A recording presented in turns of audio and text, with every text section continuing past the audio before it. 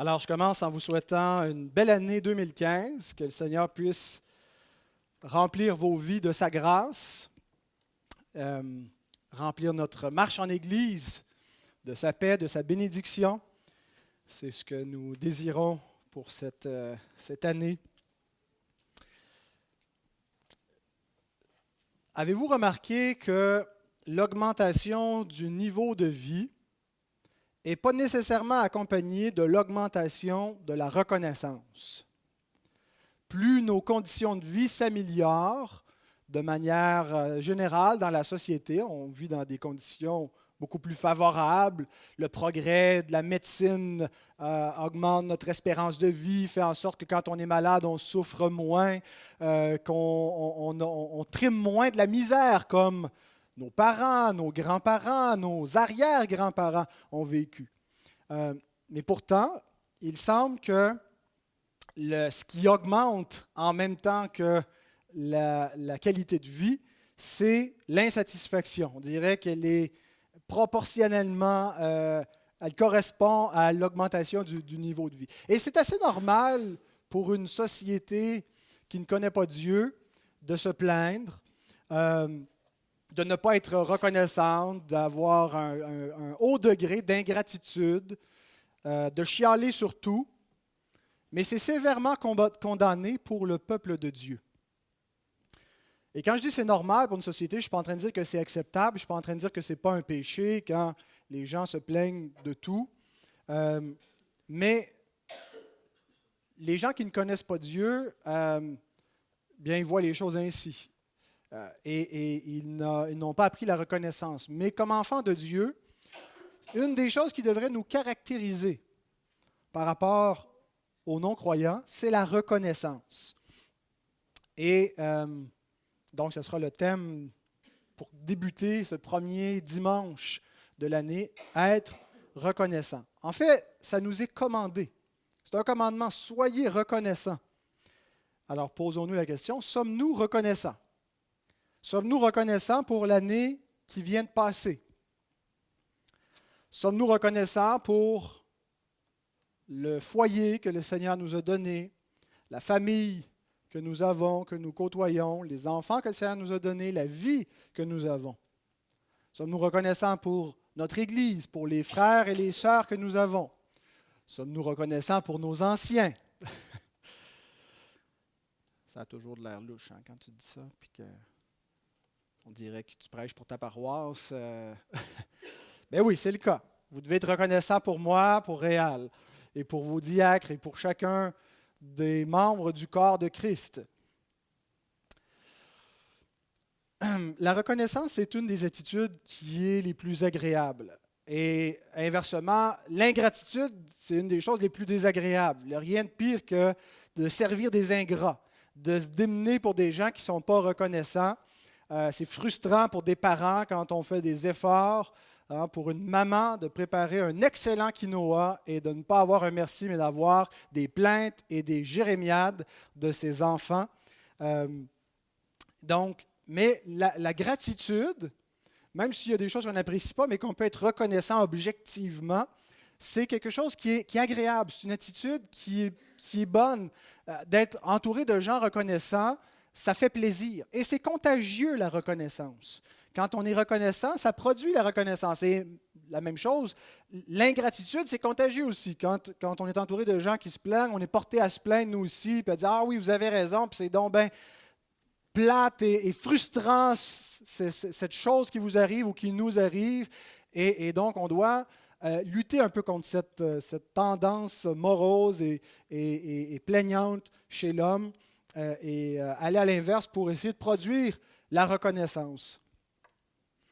Donc, dans ce message, nous allons voir comment devenir plus reconnaissant. Et nous allons utiliser le même texte que la semaine dernière, le texte qui a terminé l'année, où il était question de survivre à la vie en Église, comment faire pour ne pas être constamment frustré contre les autres, en particulier les autres qui sont les autres membres du corps. Alors, je vous invite à vous lever pour la lecture de la parole que je vais lire dans Colossiens 3, versets 12 à 15.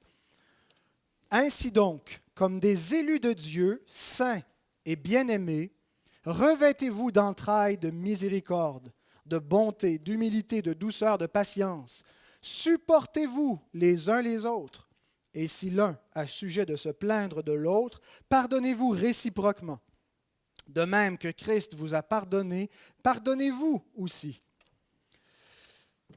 Mais par-dessus toutes ces choses, revêtez-vous de la charité qui est le lien de la perfection, et que la paix de Christ, à laquelle vous avez été appelés pour former un seul corps, règne dans vos cœurs, et soyez reconnaissants. Alors, comme nous avons vu la semaine dernière, les versets 12 à 15, et qu'on a fait l'exégèse, on va se concentrer sur la dernière affirmation, soyez reconnaissants. Prions. Seigneur, nous nous tenons devant toi. Nous avons entendu ta parole et nous te prions que tu bénisses ta parole en ouvrant notre intelligence pour que nous en ayons une compréhension plus grande, que nous voyions dans notre vie comment la mettre en pratique. Éclaire-nous par ton Saint-Esprit. Nous te le demandons au nom de Jésus-Christ. Amen. Merci, vous pouvez prendre place. Donc, nous avons vu que la solution avec les frustrations, avec les déceptions, on est déçu souvent des autres, déçu de leur comportement, déçu qui ne pensent pas comme nous, les divergences d'opinion, ainsi de suite. Que la solution, ce n'est pas de s'isoler, ce n'est pas d'abandonner l'Église, ce n'est pas de s'endurcir, ce n'est pas de se venger quand on a été offensé, c'est de se revêtir de l'homme nouveau. Et le chrétien est l'homme nouveau. Il nous est dit au verset 11 de se revêtir de l'homme nouveau, et il nous le décrit, l'homme nouveau. À quoi il ressemble? De la miséricorde, bonté, humilité, douceur, patience, ce sont les vertus qui caractérisent l'homme nouveau. Et ce n'est pas quelque chose qu'on doit produire par nous-mêmes, c'est quelque chose que nous sommes en Christ, que nous sommes devenus par notre union avec Jésus et à notre nouvelle nature. Et donc, nous devons consciemment, volontairement, nous revêtir de cet homme nouveau. Pourquoi? Nous avons vu 4 raisons. Parce que, autrement, notre cœur va s'endurcir. Si nous le laissons aller à lui-même sans faire un effort conscient, notre cœur s'endurcit. Pourquoi est-ce qu'il va s'endurcir? Parce que les offenses sont inévitables. Deuxième raison, on ne peut pas marcher dans ce monde et même vivre au milieu d'une église sans qu'on soit offensé par moments, sans qu'il y ait des déceptions, des frustrations. Ce n'est pas anormal, c'est l'état normal des choses et ça ne fait pas de nous une mauvaise église si on y est parfois frustré. Au contraire, c'est quelque chose de normal et de voulu jusqu'à un certain point par Dieu, dans le sens qu'il laisse l'état imparfait des choses pour nous y faire grandir. Troisièmement, on doit se revêtir parce qu'on ne peut pas se permettre d'agir autrement. La preuve que nous sommes de Christ, que nous avons été pardonnés, c'est que nous pardonnons à notre tour, que nous sommes capables de faire grâce. Quelqu'un qui ne peut pas faire grâce, c'est quelqu'un qui n'a pas reçu la grâce. Donc, on ne peut pas se permettre d'agir autrement si on prétend être des enfants de Dieu. Et quatrièmement, c'est la voie de l'amour. C'est l'appel suprême qui est sur nos vies. C'est ainsi que se revêtir de toutes ces choses, c'est la charité. C'est comme ça que doivent vivre des chrétiens. Et donc, ça résume ce que l'on a vu la semaine dernière. Et ce que nous allons voir maintenant, c'est la question de la reconnaissance, spécifiquement. Et il y a 2 points dans mon message. Pourquoi nous ne sommes pas reconnaissants? Premier point, avec quelques sous-points. Et deuxième point, comment pratiquer la reconnaissance? Alors, voici 3 raisons qui expliquent notre manque de gratitude. Première raison, nous sommes nés ingrats. Alors, le titre de mon message, Pratiquer la reconnaissance, une exhortation pour les ingrats. Peut-être certains d'entre vous, en arrivant ce matin, se sont dit « Ah, ok, c'est pas pour moi, c'est pour d'autres ingrats. » Mais non, les ingrats, c'est nous tous. L'être humain, par nature, est ingrat. Il vient au monde ingrat. La gratitude, c'est quelque chose qui doit s'apprendre parce que ce n'est pas inné. Ce n'est pas quelque chose qui découle de la nature humaine. La nature humaine est entachée par le péché et une des choses qui la caractérise, c'est l'ingratitude, la dureté du cœur. Alors, nous sommes naturellement enclins à l'ingratitude, à la plainte. Il y a seulement ceux qui ont une mauvaise théologie qui pensent que les enfants sont bons. On dit « Ah, un enfant, c'est bon, c'est pur. » Mais voyons, un enfant, ça vient au monde corrompu, ingrat, c'est une question de temps. Oui, c'est magnifique, un bébé, on peut comprendre jusqu'à un certain point qu'il y a une innocence dans l'enfant, il n'a pas encore la conscience développée, mais il y a quand même le péché en lui, et il va le développer. Et il va le manifester, entre autres choses, par l'ingratitude. Les parents doivent faire beaucoup d'efforts pour apprendre à leurs enfants à dire « s'il vous plaît » et « merci », ce qu'on appelle les mots magiques. Ça ne vient pas naturellement. Il faut l'inculquer, il faut être éduqué. Vous avez tous vu des scènes comme ça d'enfants et de parents qui instruisent leurs enfants. C'est fréquent chez nous. On est à la table chez les Donneaux, papa et maman ont une conversation et on a Baptiste à côté qui dit « J'ai soif !» Et là, on l'ignore parce qu'il ne demande pas bien. Il faut qu'il apprenne à bien demander. Alors, une de nos stratégies éducatives, c'est on va le laisser essayer de réaliser pourquoi est-ce qu'on ne l'écoute pas. Mais plus on l'ignore, plus ça amplifie. « Hey, j'ai dit, j'ai soif! Je veux du lait! » Ou « je veux peu importe ce qu'il demande. » Et donc, là, il faut le reprendre et lui dire qu'il est très impoli et qu'on ne le servira pas tant aussi longtemps qu'il ne va pas le demander gentiment et poliment. Vous trouvez, Michael et Calvin, que ça ressemble à Baptiste un petit peu? Et ça ressemble à vous aussi. L'ingratitude, c'est inné. On pense que tout nous est dû et on n'apprend pas à dire merci. Et si ce n'est pas corrigé, et je le dis pour ceux qui élèvent des enfants en ce moment, de jeunes enfants, pour ceux qui ont de petits-enfants et qui ont de bons conseils à donner à leurs fils et filles qui élèvent des enfants, ça doit être corrigé dès l'enfance. Parce que si ce n'est pas corrigé, un enfant ingrat, c'est grossier, c'est évident comment il manifeste. On apprend à le camoufler en vieillissant, mais si on n'a pas appris la reconnaissance, on demeure ingrat rendu adulte. Et on blesse des gens. Les gens qui pensent que tout leur est dû pensent encore que tout leur est dû quand ils sont adultes. Et ils n'ont pas appris à être reconnaissants. Et ils deviennent des époux frustrés et frustrants qui ne montrent pas de gratitude envers leur femme, envers leur mari, et qui se plaignent pour plein de choses et qui blessent parce qu'ils manquent de gratitude et qui sont centrés sur eux. Donc, nous devons prendre le temps où le caractère de nos enfants doit être formé. C'est une des responsabilités des parents de leur inculquer la gratitude, d'imaginer des moyens, de leur faire prendre conscience des privilèges qu'ils ont et de les exhorter à la reconnaissance, parce qu'on vient au monde ingrat. Et donc, une des façons que se manifeste l'ingratitude, il y a l'absence de reconnaissance, mais il y a aussi la présence de plaintes, de murmures, de doléances. Donc, d'un côté, il n'y a pas la présence de la gratitude, de la reconnaissance, mais en plus de cela, ce n'est pas juste que la reconnaissance est absente, c'est que le contraire, la plainte est présente. Et il est écrit ceci, « Ne murmurez point », 1 Corinthiens 10, comme murmurèrent quelques-uns d'eux qui périrent par l'exterminateur. À quoi est-ce que ça fait référence? Quelques-uns d'eux qui périrent parce qu'ils se plaignèrent, parce qu'ils murmurèrent contre Dieu et contre Moïse. Donc, ça fait référence à l'Exode, lorsque le peuple sort d'Égypte et qu'il est au désert, et avant d'entrer en terre promise. Le peuple ne devait pas passer 40 ans au désert, devait partir de l'Égypte et s'en aller directement en terre promise.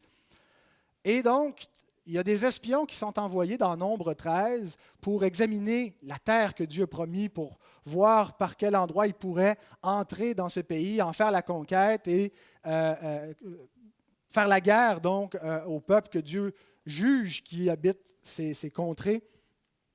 Et donc les espions reviennent, font rapport à l'Assemblée d'Israël et ont décrié le pays. Il y a 2 hommes qui sont fidèles dans leur rapport, mais les autres décrivent le pays. Et nous lisons ceci, Nombre 14, versets 1 à 4. « Toute l'assemblée éleva la voix et poussa des cris, et le peuple pleura pendant la nuit. Tous les enfants d'Israël murmurèrent. » Ils ont chialé, ils se sont plaints, ils ont critiqué contre Moïse et Aaron. Et toute l'assemblée leur dit, « Que ne sommes-nous morts dans le pays d'Égypte, ou que ne sommes-nous morts dans ce désert? Pourquoi l'Éternel nous fait-il aller dans ce pays où nous tomberons par l'épée, où nos femmes et nos petits-enfants deviendront une proie? Ne vaut-il pas mieux pour nous retourner en Égypte? » Et ils se dirent l'un à l'autre, « Nommons un chef et retournons en Égypte. » Non, mais on les comprend. Les espions sont revenus et ont dit, il y a des géants, ils sont 2 fois plus grands que nous, ils vont faire une bouchée de nous. Ce n'est pas un pays aussi beau que ce qu'on attendait, ça va être beaucoup plus difficile à en prendre possession. Alors ils se sont mis à se plaindre, ils avaient de bonnes raisons. On va mourir. Pourquoi est-ce qu'il nous a sortis de l'Égypte? On était mieux là-bas. La vie était peut-être difficile, mais il n'y avait pas les dangers auxquels nous sommes exposés. Et qu'est-ce que Dieu fait? Il envoie l'exterminateur. L'ange qui vient frapper les rebelles qui se plaignent et les fait mourir. Et Paul lit cela et nous dit « Ne murmurez point ». Comme murmurèrent quelques-uns d'eux qui périrent par l'exterminateur. Nous nous plaignons pour beaucoup moins que ça, n'est-ce pas? Parce que c'est dans notre nature, nous sommes nés ingrats. Nous nous plaignons des autres, nous nous plaignons de la femme que Dieu a mise à nos côtés, du mari que Dieu nous a donné. Nous nous plaignons de notre situation de vie, nous nous plaignons du gouvernement, aujourd'hui nous nous plaignons de la météo. Et on réalise que Dieu est patient, parce qu'il n'envoie pas l'exterminateur. Les choses qui sont arrivées est un contexte particulier. Ça ne veut pas dire que c'est ce qui va se reproduire à chaque fois que les hommes se plaignent. Et Dieu a voulu enseigner toutes sortes de choses par l'exemple d'Israël. Ces choses ont été écrites pour nous servir d'exemple. Bien-aimés, on ne doit pas agir selon cette nature pécheresse, murmurer, se plaindre, chialer sur tout, ça procède de la nature pécheresse. Ça ne vient pas de la nature nouvelle que nous avons en Jésus-Christ. Cet élan de murmurer vient du péché qui est en nous. Alors, on veut savoir si nous sommes ingrats. Une façon de le reconnaître, c'est est-ce que nous nous plaignons? Est-ce que nous murmurons de tout ce qui nous arrive? Murmurer et l'ingratitude vont de pair. Lorsque nous nous plaignons et lorsqu'Israël se plaignait ainsi, ce qui est sous-entendu dans la plainte de l'homme, c'est que Dieu n'est pas au contrôle. Dans la plainte du peuple d'Alliance, et bien sûr, tout ce peuple n'est pas nécessairement régénéré ni nouveau, il n'y a pas une équivalence directe entre les croyants de la Nouvelle Alliance et le peuple de l'Ancienne Alliance, mais lorsque le peuple de l'Alliance, peu importe laquelle des deux alliances il est question, se plaint, il est en train de dire Dieu n'est pas au contrôle. Il est en train de défier la souveraineté de Dieu et d'affirmer que Dieu ne règne pas. C'est défier Dieu de dire ça. Ou s'il prétend que Dieu règne, mais qu'il se plaint quand même, il est en train de dire que Dieu n'est pas bon et qu'il n'a pas confiance dans ce que Dieu fait. J'aime pas ce que tu fais, Dieu. Ça me déplaît. Je ne l'accepte pas. C'est ce qu'on dit quand on se plaint. Même si on ne le dit pas explicitement. Mais si on réfléchit à ce que signifie la plainte, c'est ce qu'elle signifie, c'est ce que notre cœur exprime. Or, il ne doit pas en être ainsi. Alors, première raison pourquoi nous manquons de reconnaissance, nous sommes nés ingrats. C'est notre nature pécheresse qui nous amène à nous plaindre. Deuxième raison, nous avons une trop haute opinion de nous-mêmes. Et c'est une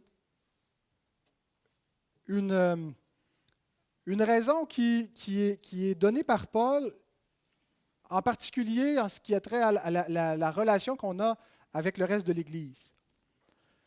Pour vivre dans le corps, pour vivre au sein de l'Église, il faut estimer comme un privilège d'en faire partie. Quand on ne pense pas que c'est un privilège, qu'on est privilégié de vivre, par exemple, au Québec, au Canada, dans un pays où on a une grande liberté, il y a toutes sortes de problèmes, il y a toutes sortes de choses qu'on peut critiquer, mais comme disait le premier ministre Wilfrid Laurier, on se regarde, on se désole, on se compare, on se console. Si on n'estime pas que c'est un privilège, qu'est-ce qu'on fait? On se plaint. Si on n'estime pas que c'est un privilège d'appartenir à la famille que nous appartenons, on se plaint, on ne l'apprécie pas et on n'est pas reconnaissant. Si on n'estime pas que c'est un privilège d'appartenir à l'Église présente, à ce corps, et qu'on a une trop autre opinion de nous-mêmes parce qu'on pense que c'est nous qui faisons une faveur à l'Église d'en faire partie et non pas l'Église qui nous fait une faveur de nous recevoir, eh bien, on n'est pas reconnaissant. Et c'est l'application que Paul fait dans Romains 12, versets 3 à 5. Par la grâce qui m'a été donnée, je dis à chacun de vous de n'avoir pas de lui-même une trop haute opinion, mais de revêtir des sentiments modestes, selon la mesure de foi que Dieu a départie à chacun. Car comme nous avons plusieurs membres dans un seul corps, voyez la relation qu'il fait entre la modestie et tout de suite la relation avec l'Église, le corps. Car comme nous avons plusieurs membres dans un seul corps et que tous les membres n'ont pas la même fonction, ainsi nous qui sommes plusieurs, nous formons un seul corps en Christ. Et nous sommes tous membres les uns des autres. Le manque de reconnaissance est souvent causé parce que nous pensons que nous valons mieux. Nous pensons que nous faisons une faveur aux autres, de leur accorder notre temps, nos dons, notre intérêt, notre attention. Est-ce qu'il y a des amateurs de baseball ici? Aucun? Bon, on va quand même utiliser mon illustration. Cet automne, en novembre dernier, les Marlins de quelle ville? Qui? Où? La Floride, oui, Miami, vous êtes bon. Les Marlins de Miami ont signé un contrat avec Giancarlo Stanton, un joueur étoile de 25 ans, en novembre dernier. C'est un contrat d'une durée de 13 ans et c'est le contrat le plus onéreux, le plus coûteux de toute l'histoire du sport professionnel, tout sport confondu. Vous savez à combien ils l'ont signé pour 13 ans? 325 millions. Monsieur Stanton a 25 ans. À partir du jour où son contrat est signé, il a un salaire de 68 500 $ par jour pour 13 ans. Vous ne faites même pas ça par année. Ben, peut-être certains, mais la plupart d'entre nous, on ne fait pas ça dans un an et on travaille probablement plus fort que lui. Et ce qui est intéressant, c'est de voir ce qu'il raconte en conférence de presse. On se serait attendu qu'un jeune homme de 25 ans il vienne gagner la loterie des loteries. De dire, écoutez, je veux remercier mes parents, je veux remercier Dieu de m'avoir fait le don qu'il m'a fait, un don unique qui m'a permis d'atteindre ce niveau dans le sport professionnel. Personne ne mérite de gagner 325 millions de dollars et c'est un grand privilège et je veux être reconnaissant. Mais ce n'est pas ce qu'il a dit. Il a dit, c'est un grand jour pour Miami. Pas un but, rien qu'un peu. Hein? Je fais une faveur à Miami. C'est un grand jour pour vous, habitants de la Floride, de m'avoir signé pour 13 ans. C'est la même raison pourquoi nous ne sommes pas reconnaissants de nous approcher de Dieu. Parce qu'on pense que c'est nous qui lui faisons une faveur. Vous savez, quand on a l'impression qu'en lisant notre Bible, qu'en prenant un temps de prière, on a fait notre devoir puis que Jésus est content, c'est exactement la même attitude. Je fais un privilège à Jésus. J'ai donné un peu de mon temps, il est content, tant mieux pour Jésus. Ça me fait du bien au passage, mais nous ne sommes pas reconnaissants de nous approcher parce qu'on ne réalise pas qu'en réalité, c'est complètement l'inverse. On ne réalise pas le privilège qui nous est fait de nous approcher, et donc on ne vient pas avec empressement et reconnaissance. Et si c'est vrai avec Dieu, si c'est vrai qu'on n'est pas reconnaissant de nous approcher de Dieu, à combien plus forte raison est-ce vrai avec les autres, avec l'Église? Quand on pense qu'on fait une faveur aux autres, on n'est pas reconnaissant pour les autres. On se dit, les autres devraient être reconnaissants pour moi. Et c'est là où nous devenons frustrés avec les autres. Vous savez, quand est-ce que je suis frustré de servir cette Église? Quand je pense que je vaux mieux qu'une Église de 30 membres.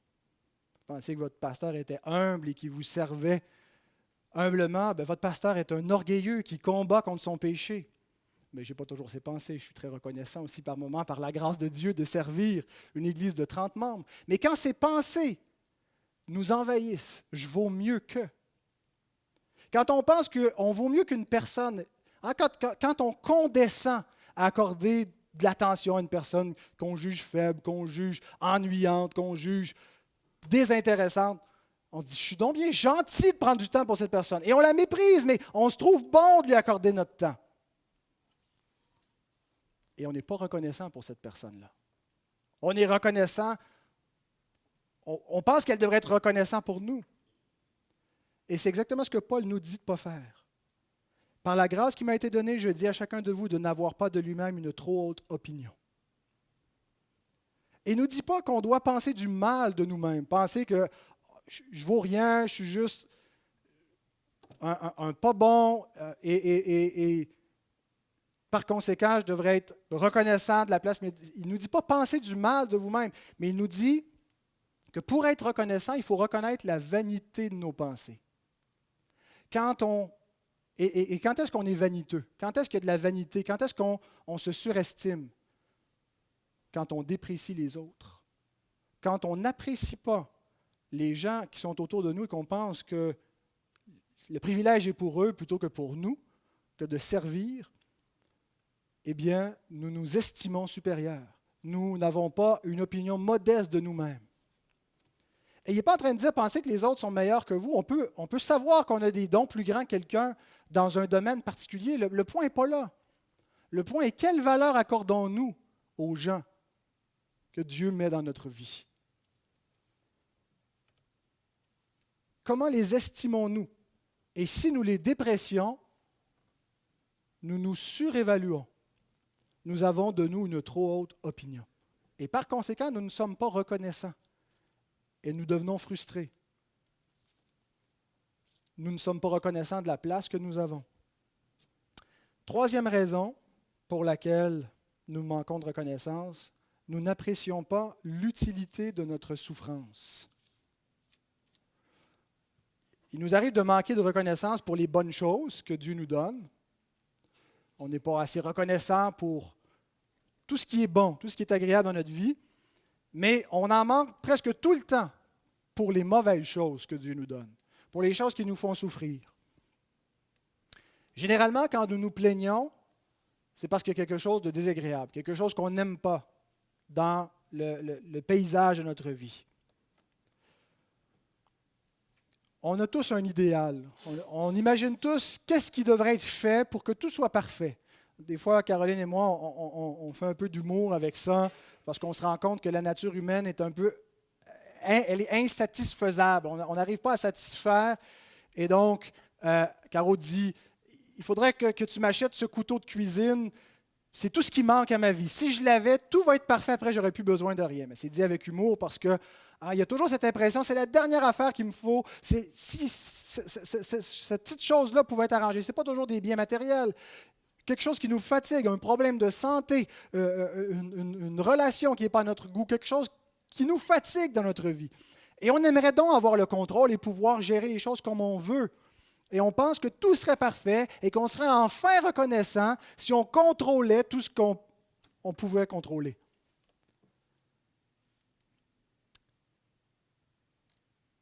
Il y a plusieurs facteurs qui expliquent la souffrance dans notre vie, qui expliquent nos frustrations, parce qu'on vit dans un monde imparfait, la chute est intervenue. Mais un des facteurs, qui est même le facteur premier, c'est la souveraineté de Dieu. Dieu est absolument souverain sur tout ce qui se passe. Et il n'y a rien de tout ce qui nous frustre, de tout ce qui nous fait souffrir, de tout ce qui nous déçoit, qui échappe à son contrôle et qui ne fasse pas partie de son plan pour notre vie. On ne tombe jamais dans une espèce de vacuum de la providence divine où elle a fait défaut et puis là, hop, on se retrouve dans une absurdité existentielle parce que ce qui nous arrive ne fait pas partie du plan de Dieu. Ça n'arrive pas. Nous avons tous entendu ce message. C'est quelque chose qui caractérise la prédication réformée. On insiste, Dieu est souverain. Quand Jésus dit qu'il ne tombe pas un moineau par terre sans la volonté de son Père, il n'est pas en train de faire une exagération pour passer un point. C'est littéral. Les choses les plus insignifiantes de l'existence qui échappent à la connaissance et à la conscience de l'ensemble des êtres humains, un moineau qui meurt quelque part sur le globe terrestre, fait partie du plan de Dieu. Donc c'est quelque chose qu'on a entendu et qu'on sait, qui nous est répété. Ma question ce matin, ce n'est pas « Avez-vous entendu ce message ?» C'est « L'avez-vous mis en pratique ?» Comment est-ce qu'on met ça en pratique? Jacques 1,2. Mes frères, regardez comme un sujet de joie complète, quoi? Les diverses épreuves. pas l'ensemble des bénédictions, ça va de soi, regarde-les comme un sujet de joie complète. Non, les diverses épreuves auxquelles vous pouvez être exposés. Pourquoi? Parce que Dieu a un but. Et Dieu a une promesse, que tout concourt au bien de ceux qui aiment Dieu. Il faut avoir une perspective de foi sur nos circonstances, voir au-delà de l'immédiat. Je ne vois pas où ça mène, je ne vois pas comment ça peut être bon. Il me semble que si ça s'était changé, ma vie serait mieux. Et ça ne veut pas dire qu'on ne peut pas prier dans le sens de changer certaines circonstances, mais toujours en disant que ta volonté soit faite, en reconnaissant que Dieu est souverain, que Dieu a un plan et que son plan n'est pas le nôtre, et que Dieu, son but, ce n'est pas nécessairement de nous rendre la vie facile et heureuse, c'est de façonner Christ en nous. Et il va utiliser la douleur et l'épreuve pour le faire. Tant aussi longtemps que nous n'appliquerons pas cela dans notre vie, nous manquerons de reconnaissance. Donc, 3 raisons pourquoi nous manquons de reconnaissance. Parce que nous sommes nés ingrats, parce que nous avons une trop haute opinion de nous-mêmes et parce que nous n'apprécions pas l'utilité de notre souffrance, l'utilité dans le plan de Dieu. Mais on ne veut pas rester des ingrats, frustrés, furieux, on veut être reconnaissant. Alors comment? On pourrait simplement dire l'inverse, il y a déjà des choses qui sont implicites dans ce qui a été dit en soulignant notre ingratitude, mais j'aimerais affirmer positivement 4 choses à mettre en pratique, 4 choses concrètes qu'on peut faire pour devenir plus reconnaissant.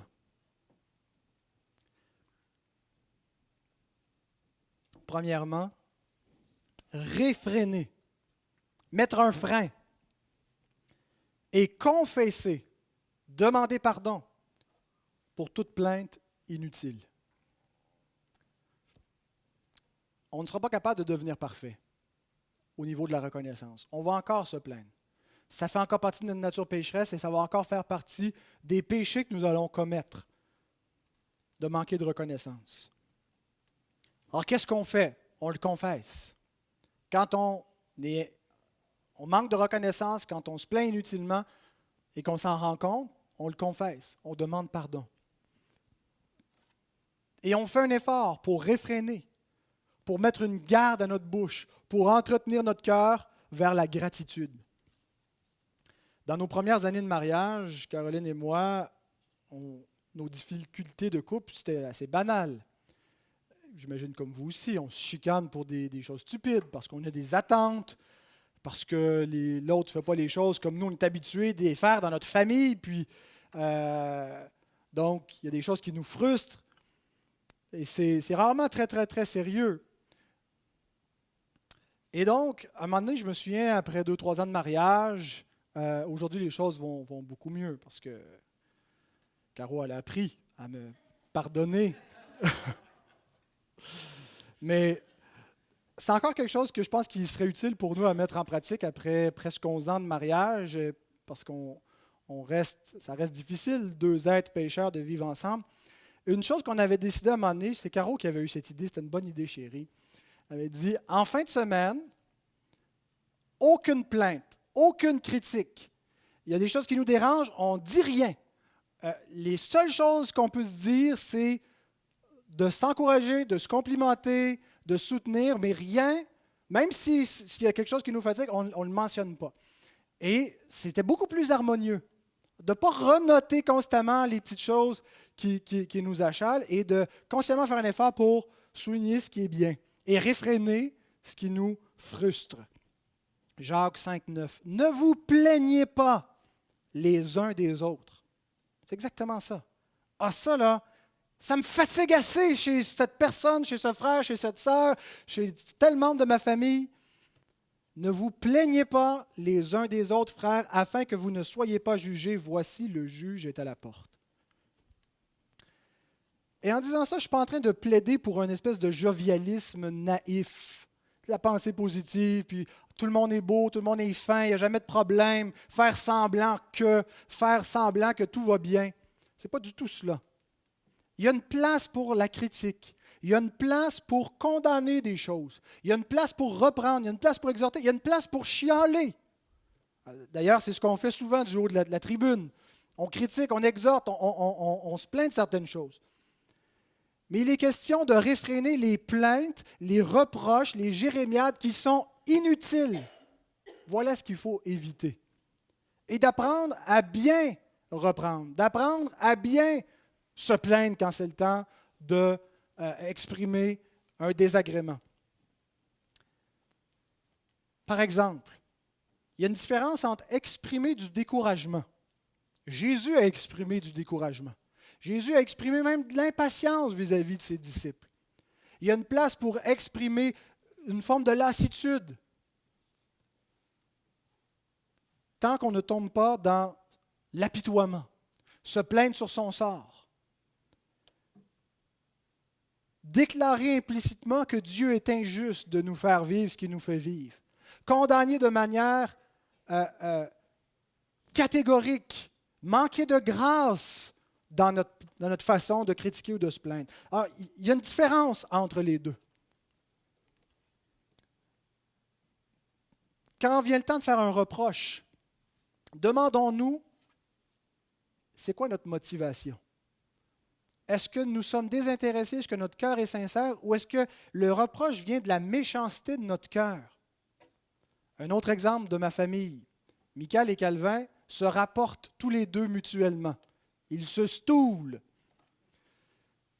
Mais c'est évident lorsqu'il y en a un qui rapporte l'autre que ce n'est pas par souci du bien. C'est juste pour que l'autre se fasse chicaner. Les motifs de leur cœur ne sont pas bons.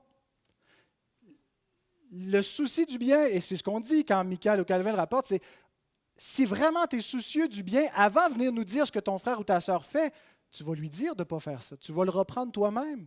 Tu vas dire, c'est pas bien, fais pas ça, papa, maman nous ont dit non.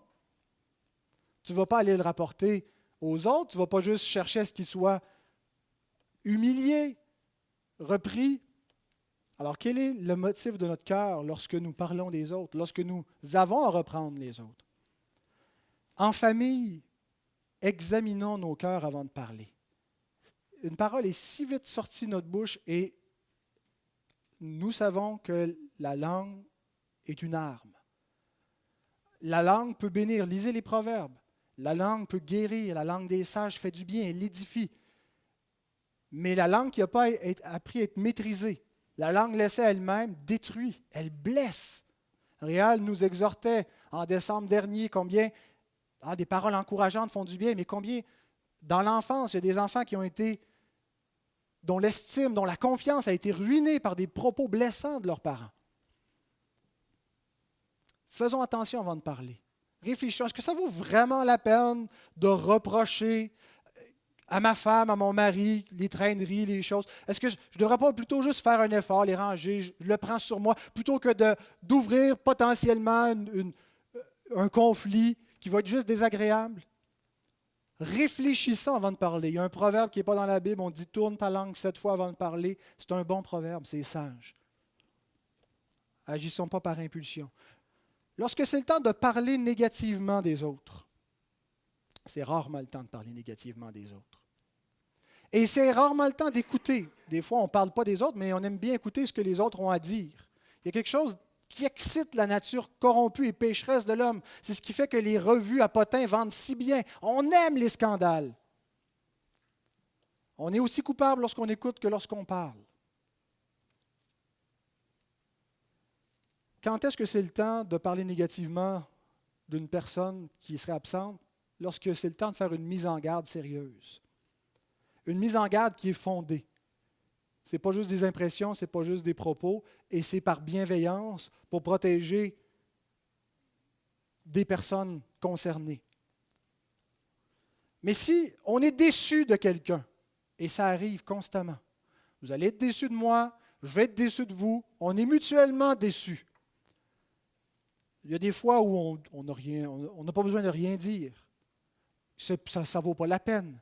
On reconnaît que l'homme est imparfait et on passe par-dessus et on tente d'aimer quand même. Mais lorsque c'est assez sérieux, qu'il faut reprendre, qu'il faut dire quelque chose, c'est à la personne dont il faut en parler. Ce n'est pas aux autres.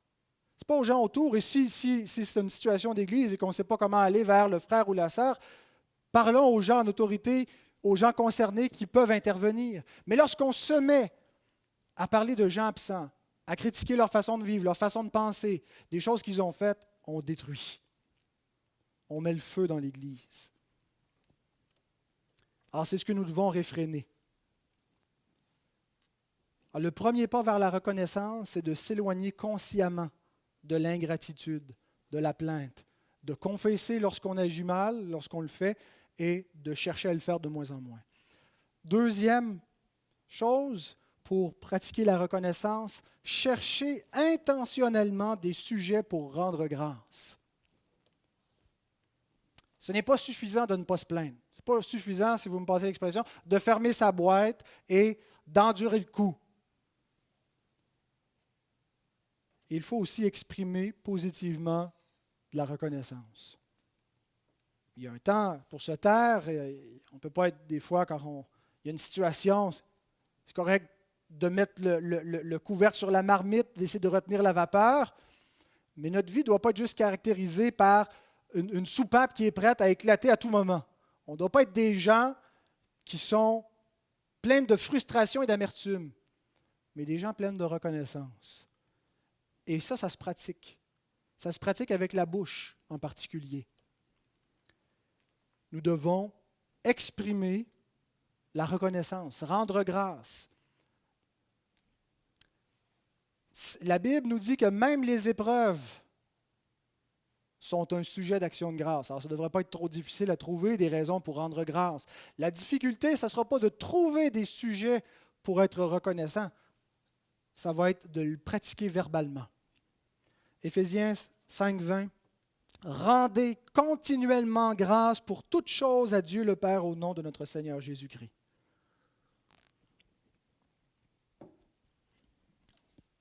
Les chrétiens sont caractérisés depuis toujours pour être des gens qui rendent grâce avant de manger. On devrait dire merci pour le repas, mais pas juste pour le repas. C'est le temps de s'arrêter et d'exprimer notre reconnaissance à Dieu. Il y a des fois où je remonte de mon bureau, j'ai eu une mauvaise journée, un mauvais avant-midi ou après-midi, puis Caro, ça a été encore pire que moi avec les enfants. Et là, c'est le temps de s'asseoir avant de dîner. Et on serait tenté de dire merci Seigneur pour la nourriture. Amen. Mais le Seigneur nous commande d'avoir des cœurs plus reconnaissants. Tu sais, quand tu es irrité, puis ça ne te tente pas de dire merci. Puis tu aurais juste envie d'oublier qu'il faut rendre grâce à ce moment-là. Alors, on fait un effort conscient. On cherche des raisons pour dire merci, Seigneur. Et merci même pour... Ça a été désagréable, mais ça nous fait réaliser qu'on est faible. Ça nous fait réaliser combien on dépend de ta grâce, combien on a besoin de ton pardon, combien notre Sauveur est grand. Et finalement, ce qui était une raison de se plaindre devient une raison de louer Dieu. Parce qu'on pratique activement la reconnaissance. Alors prenez l'habitude, au moins 3 fois par jour avant de manger, de rendre grâce. On devrait rendre grâce plus que 3 fois par jour. Autre chose, dans nos relations les uns avec les autres, on est bon pour voir les défauts. Surtout de ceux dont on vit proche. Hein? Comme quelqu'un me disait cette semaine, on est bon pour voir la poutre dans l'œil des autres. Mais j'ai dit non, ce n'est pas la poutre, c'est la paille. On est bon pour voir les défauts, et des fois les défauts sont évidents. Mais cherchons à voir les qualités. Surtout quand on a un reproche à faire contre quelqu'un. Et quand on se plaint intérieurement contre quelqu'un, faisons l'effort de lui trouver aussi une qualité pour aller avec son défaut, hein, juste pour balancer le tout. On nous apprenait dans nos cours de théologie pastorale à faire nos exhortations en sandwich. Par exemple, quelqu'un voudrait venir me dire « Mes sermons sont trop longs ».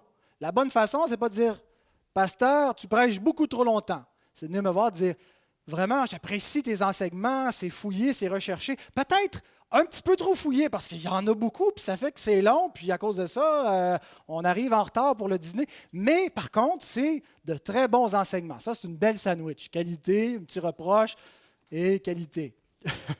Apprenons donc à reprendre de cette façon-là.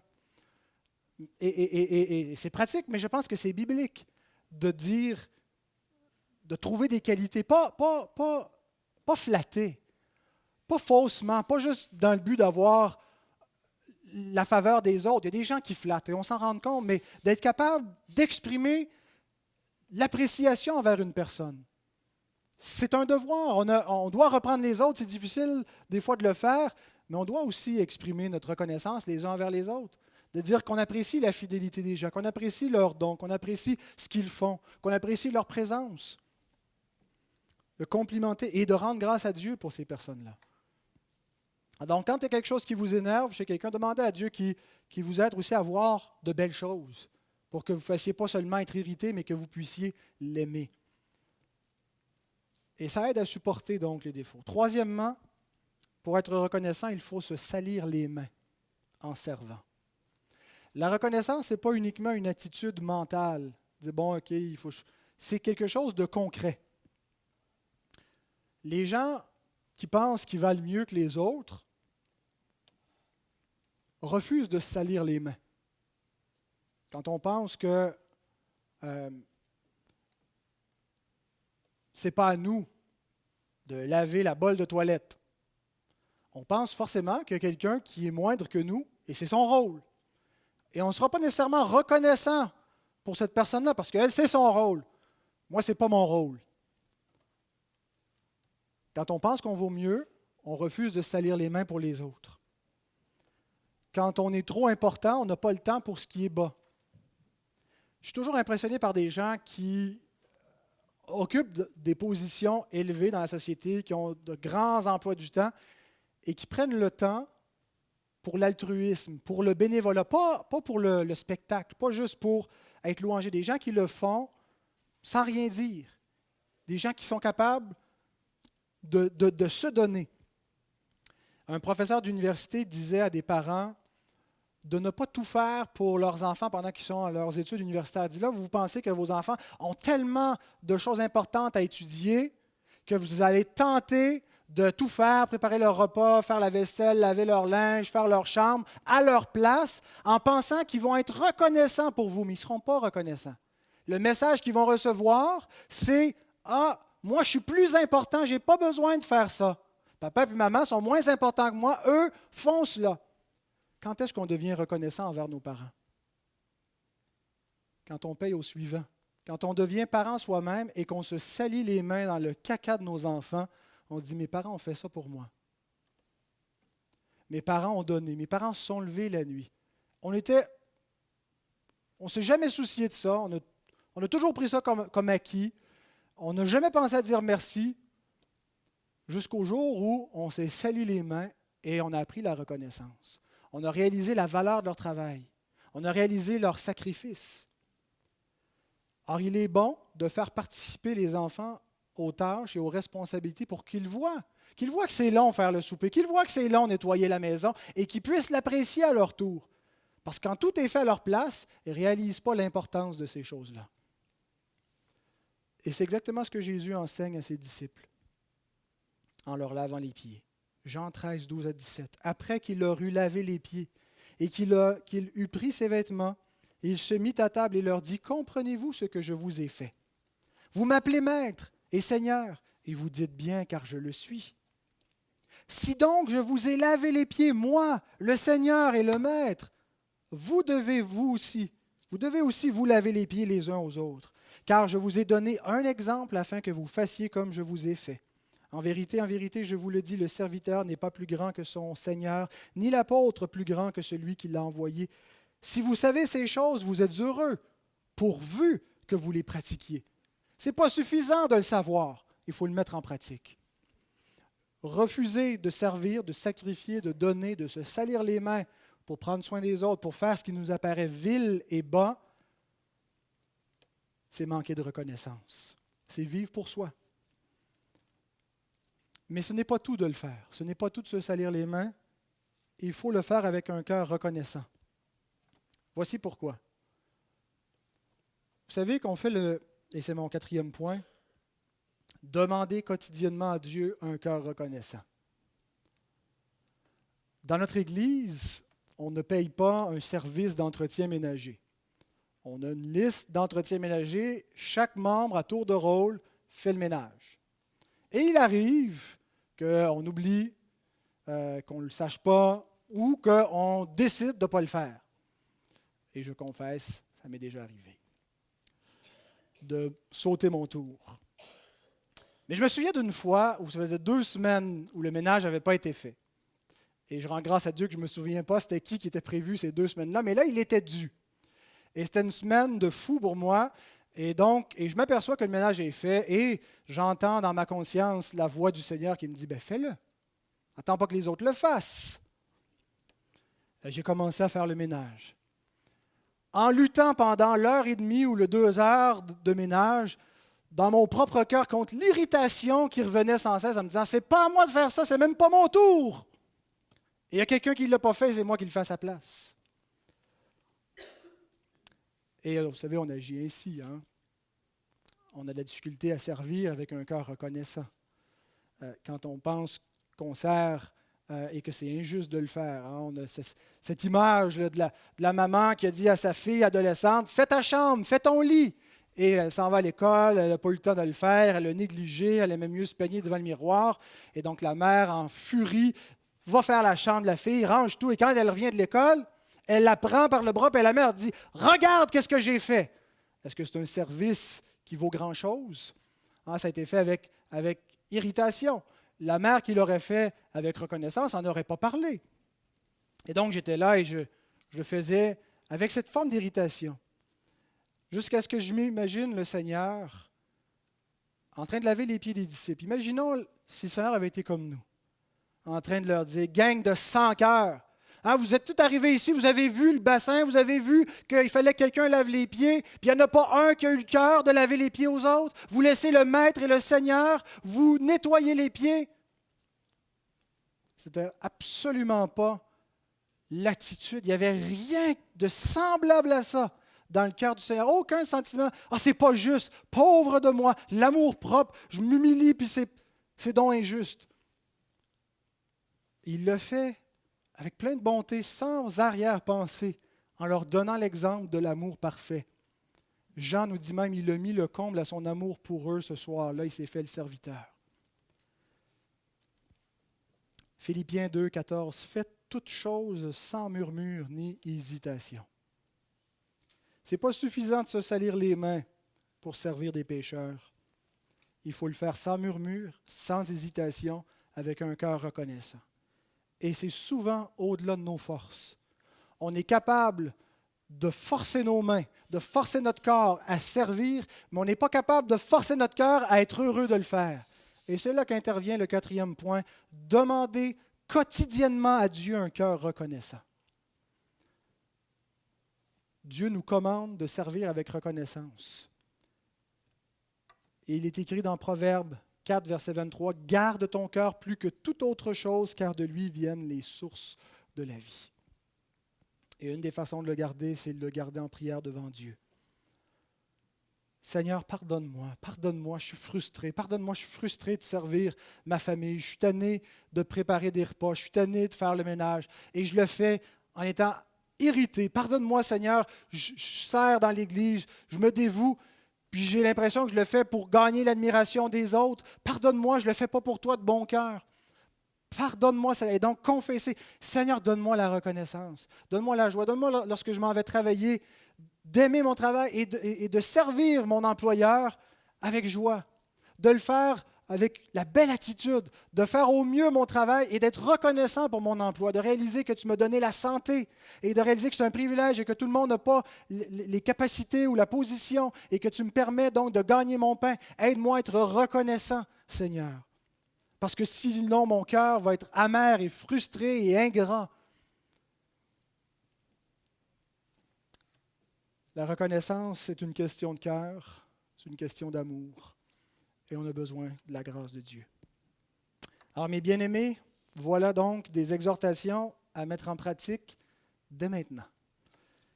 Qu'on puisse grandir en reconnaissance pour toute l'année 2015 et terminer cette année plus reconnaissant qu'en 2014. Amen.